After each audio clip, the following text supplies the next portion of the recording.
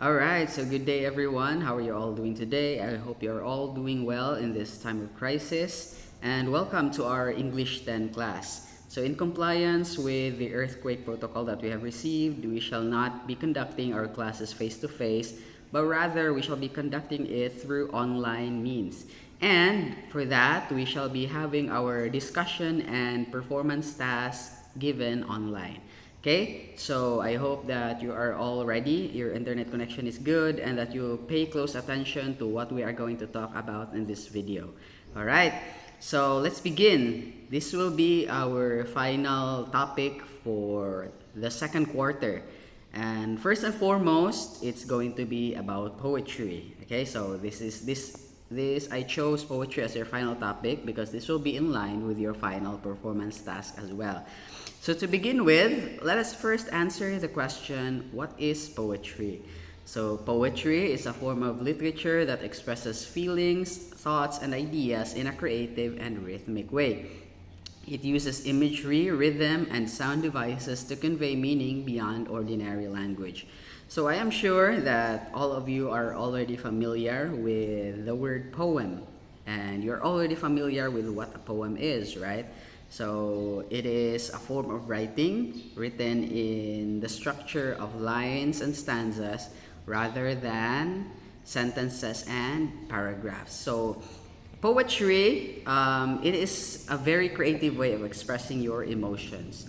So there are many ways in wherein you can express your emotions, but poetry is one of those where you can do it in a creative way beyond ordinary language, because we will learn more about that later on.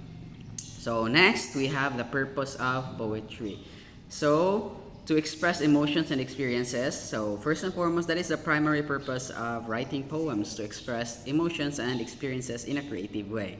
Next is to communicate ideas in a powerful and memorable way. So it's not the usual way of expressing. Like when we express ourselves through writing, we usually go with essays, reflection papers, and other ways of sharing like that. But poetry is communicating ideas in a powerful and memorable way because it is quite unique from other forms of expression. And next is to create beauty through language, because class, poetry is beautiful. It is very beautiful to read, especially if a poem is well written.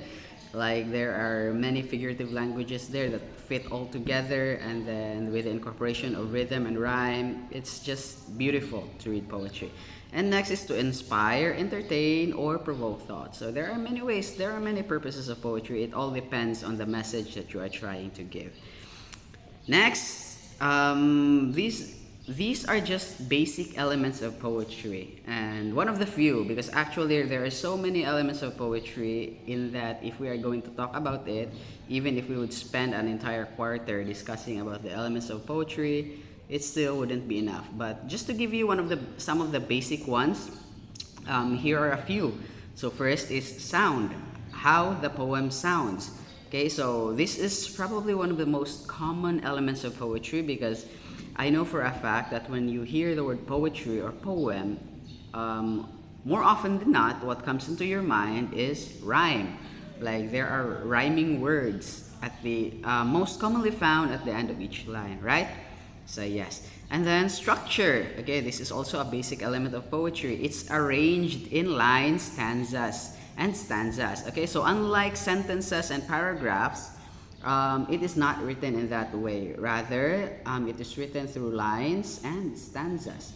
And then the meaning, what the poem is all about. So this is the theme, the tone, and the mood. What is the message that you're trying to say with your poem? Because poems, class, they are not just random.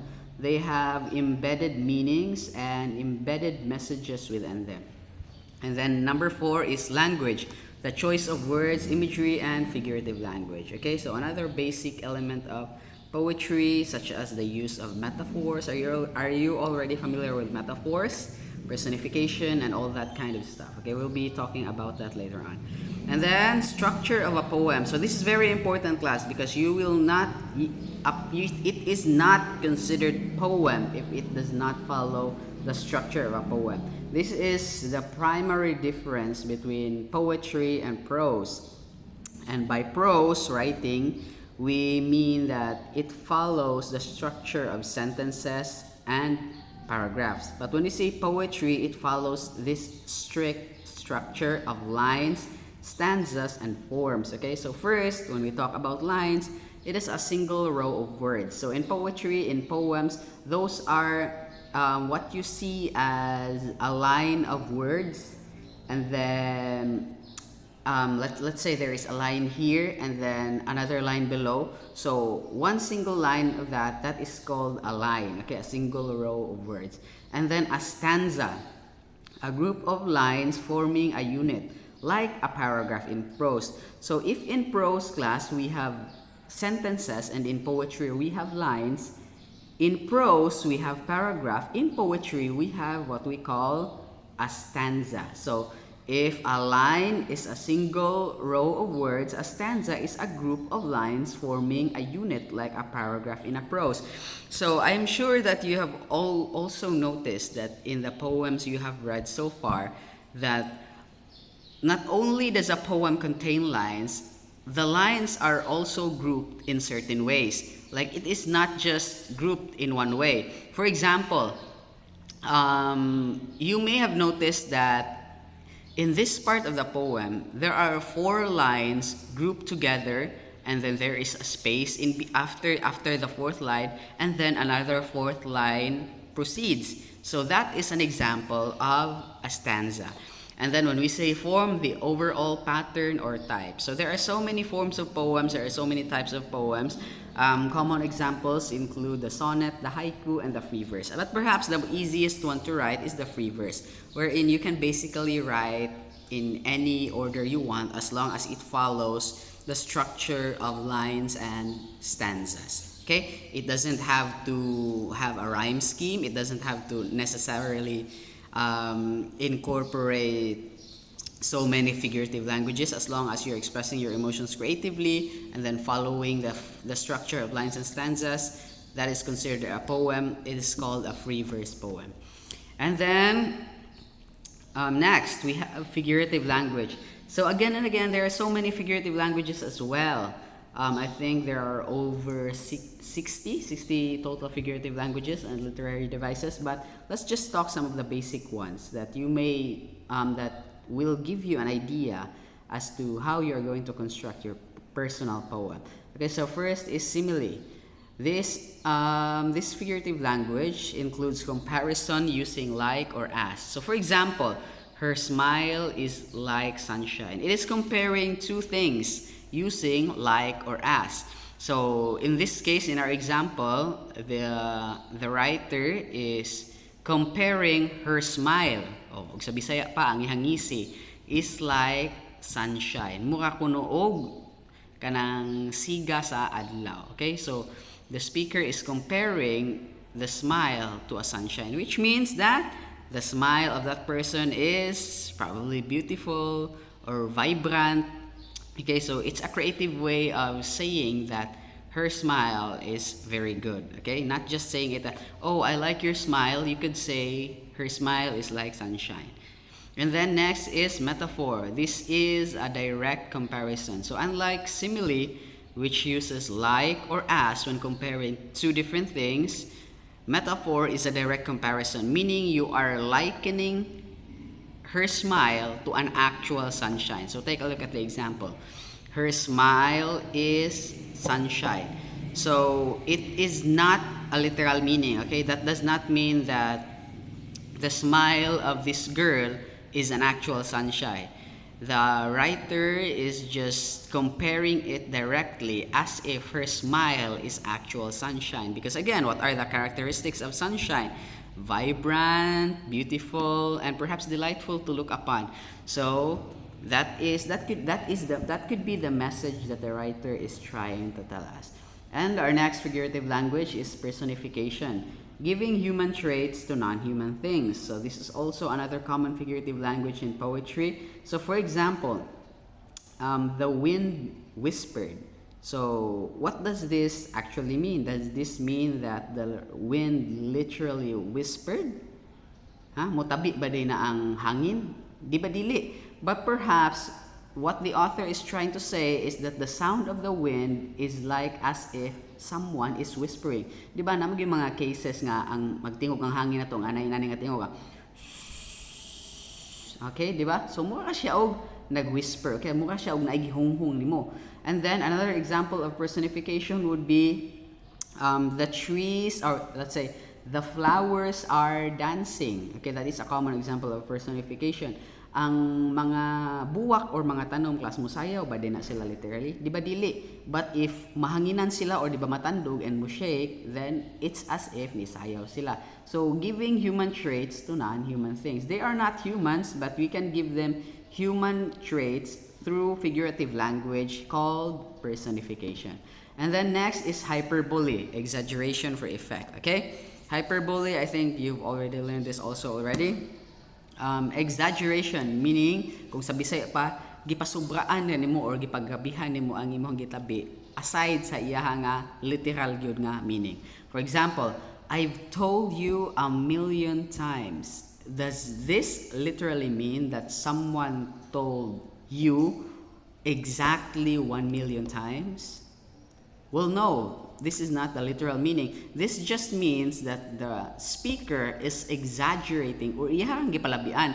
But this does not mean nga pointless ang gitabi, because this could mean that the speaker may have told you so many times already. Okay? So he exaggerated, the speaker exaggerated relating the many times he told you already as if he told you 1,000,000 times already. Okay? Kanang gipasubraan kanimo but dili siya literal. But in a sense, naagid gihapon siya meaning. And then next is symbolism. So symbolism, using objects to represent ideas. Okay? So very understandable from the name itself. Symbol. So using objects to represent ideas. Not just objects actually. Actually, you can use name symbolism. There are so many types of symbolism. As long as in poetry, let's say for example, let's look at the example. A dove symbolizes peace. So let's say for example, class, in your poem, you're talking about a dove. Okay? Your topic is a dove. But you are not limiting the meaning to its literal meaning. Okay? You are not really talking about a dove, but deep inside, you are talking about something deeper, such as peace. Okay? And another example of that is a very common one. So say, for example, you're writing a poem about the sunrise. So your poem may be talking about the sunrise, but in deeper sense, the sunrise could be symbolizing a hope. Therefore, your poem's message is all about hope, despite it talking about the sunrise. So that is symbolism. And of course, lastly, we have the theme. The theme is called the central idea or the message of the poem. And yes, this is basically the message of the poem. What are you trying to say, okay, with your poem? Again and again, you could use figurative languages such as comparing things to other things, personification, hyperbole, and symbolism. But of course, the theme refers to what is it that you are trying to say. Okay? It could often be about love, nature, death, time, hope, or any human experience. Those are just common themes in poetry. And then ask, what truth about life is the poet trying to share? Okay, so whenever you are reading a poem, do not just be limited to what is the literal meaning. What are the literal meaning of words that are found there in the poem? But try to ask, what truth about life is the poet trying to share? Because most of the time, the content in the poem is not its literal meaning. The theme is usually found once you read between the lines and you try to understand what is it that the poet is really trying to say. And of course, for the last part of our discussion, this will be the announcement of your final performance task, which will be poetry writing. Alright, so you will be applying what you have learned so far in this video to create your own poem. Okay? So instructions. Write your own original poem about any topic that inspires you. Okay? So you may write a poem about anything that you truly want. Okay, it could be a personal experience, a poem about hope, a poem about love, a poem about grief, or like negative emotions such as pain, sadness. You can basically write about any topic that you want, okay? And you may use any type of poem as well, okay? So you are free to use any type. That's why you can get very creative with your poem. You can use free verse, haiku, sonnet, acrostic, narrative. You can incorporate rhymes, rhythm, symbolism, metaphor, hyperbole, and all those figurative languages that we talked about in this video.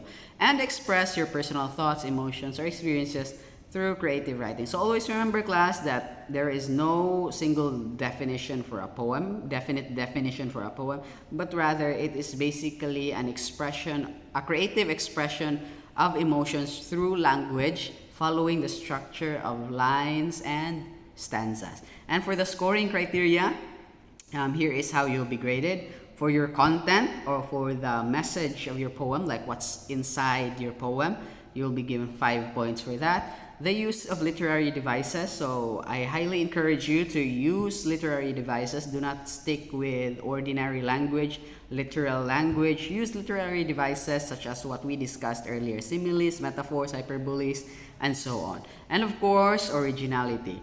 So as an English major, I have encountered quite a lot of poems already. So I know if your poems is plagiarized, okay? So be original. Try to write your own poem, because it would be it would be more appreciated by me for you to write a not so good poem that is original than for you to submit a poem that is very good, very insanely good when it comes to the structure and everything, but it is not original. Okay, so be sure that you will be writing your own original poem.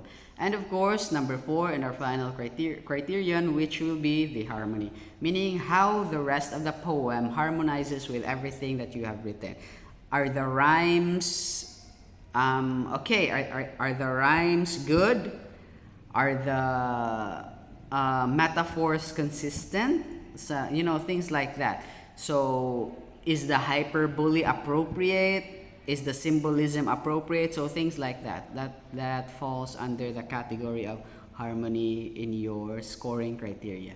Okay, so that would be all for our discussion today, and I hope that you learned something and that you did pay close attention to our discussion and you are well aware of our final performance task. The deadline for this one will be next week on Wednesday. Okay, Wednesday will be the last day of your signing clearance. So this will be your requirement. Okay, you need to pass this before I will be able to sign your clearances. Okay, so that would be all. Stay safe always. God bless, and I will see you again tomorrow if there will be face-to-face classes. But if not, we will still meet using online means such as chatting in the group chat or through video discussions like this. But be sure to feel free to ask me for any clarifications, concerns there in our group chat. That would be all, and thank you.